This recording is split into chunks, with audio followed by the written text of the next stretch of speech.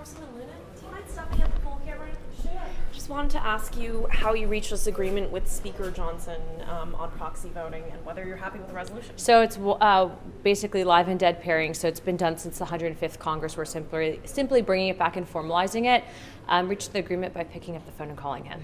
So there was a little bit of criticism from Pedersen and Jacobs about how this resolution really doesn't go far enough, and you should have really stuck to your guns on the proxy voting push. Can you respond to that criticism? I think that there's been a national botched job on the messaging for this. So this is not for maternity leave. It's simply asking that members that are recovering from childbirth, which by the way has not been a huge number, we're talking about 13 in U.S. history, can continue to vote while they're in that recovery phase. And so that's first and foremost the correction. Secondly, I still think that that should be obviously an exception that is made. President Trump even backs that position. And I think a lot of people were, thinking that it's going to, break the dam and it's going to be a slippery slope, but that's completely false.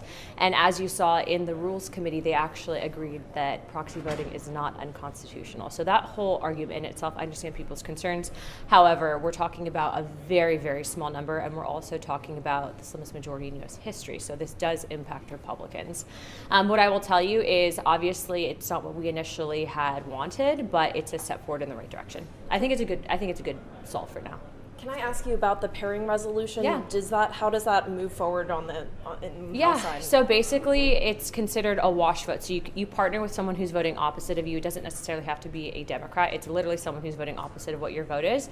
And then it neutralizes that out and is considered a wash. It was used famously with Murkowski during the Kavanaugh confirmation. It's something that has actually historically been done since the 1800s. And so a lot of people did not know what it was. So we were happy, just like inherent contempt, to bring that discussion to the forefront. Is this something that's going to be voted on, though, to actually? Yeah, it's going to be attached to the rule on the SAVE Act, which, by the way, Johnson did not have to shut down the floor last week, so fake news. Thank you so much. Thank I appreciate you. it.